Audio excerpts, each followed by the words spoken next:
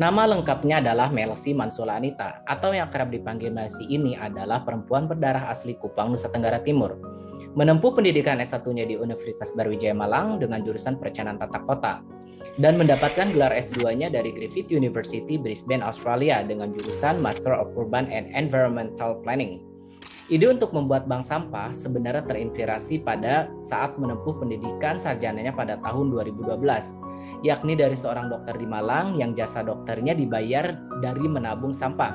Namun, mimpi tersebut tidak terrealisasi karena setelah lulus kuliah, Melsi bekerja di Jakarta selama 1 tahun dan kembali ke Nusa Tenggara Timur pada tahun 2014 karena untuk persiapan beasiswa dari Australian Awards.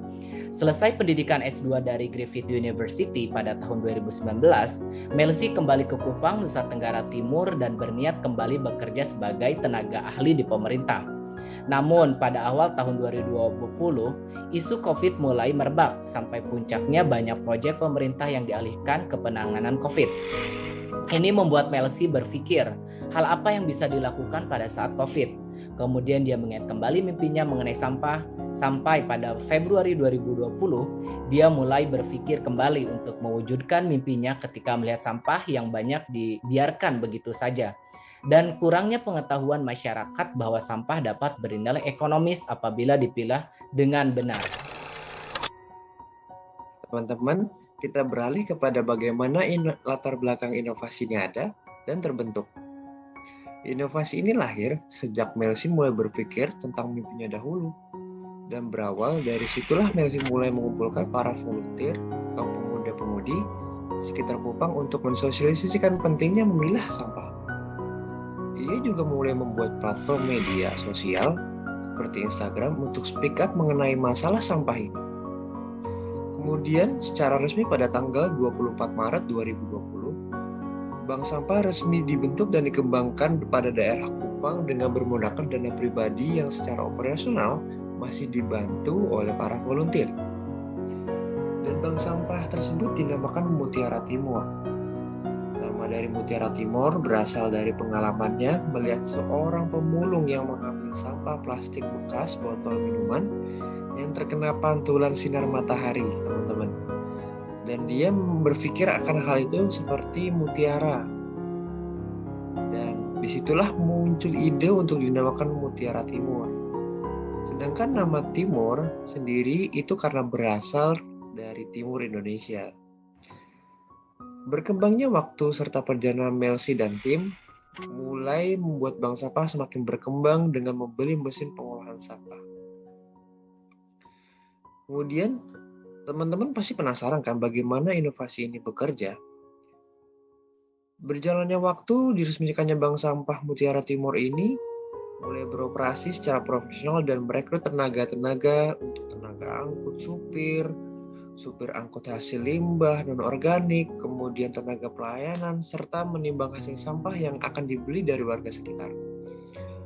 Kemudian mulai untuk mengolahnya sampah non-organik menggunakan mesin yang ada. Pada awalnya, beroperasinya pengolahan sampah ini terdapat komplain dari warga sekitar terhadap kegiatan apa yang dilakukan berupa suara bising dari mesin tersebut.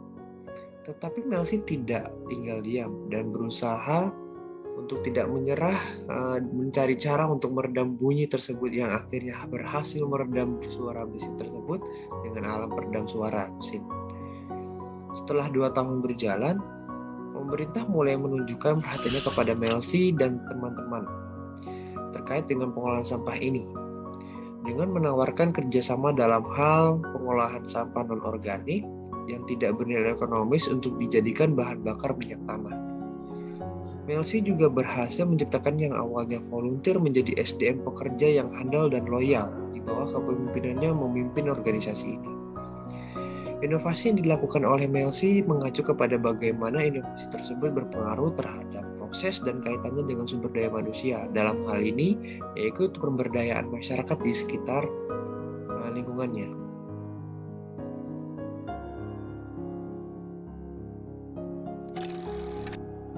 Melsi masih bermimpi untuk terus mengembangkan bank sampah ini dengan menggait beberapa pihak seperti LSM lingkungan.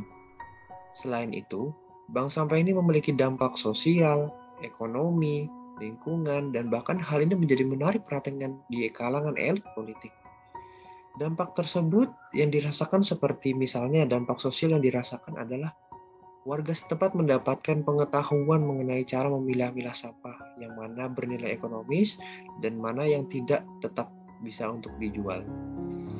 Dan dalam dampak lingkungan yang diterima adalah hal tersebut berhasil mengurangi 20% limbah sampah non-organik yang tidak bernilai ekonomis tersebut bisa menjadi nilai ekonomis yang lebih tinggi bagi masyarakat di sekitarnya. Kemudian apa yang menjadi dampak ekonomisnya? Nah, dampak ekonomis sudah terlihat jelas bahwa membuka lapangan pekerjaan bagi warga sekitar, mendapat tambahan penghasilan dari menjual sampah tersebut. Dan ternyata ini membawa dampak secara tidak langsung kepada program politik yang menawarkan untuk bekerja sama dalam hal pengolahan sampah ini. Dengan menyediakan mesin pengolahan untuk sampah yang dinilai tidak memiliki nilai ekonomis.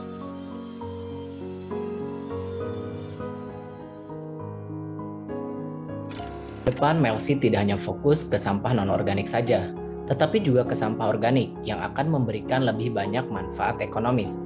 Harapannya adalah lebih banyak investor yang akan bergabung sehingga pengelolaan sampah ini dapat menjangkau wilayah yang lebih luas lagi.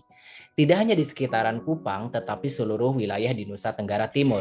Because for Melsi, sharing is caring, caring is encouraging, and encouraging is empowering.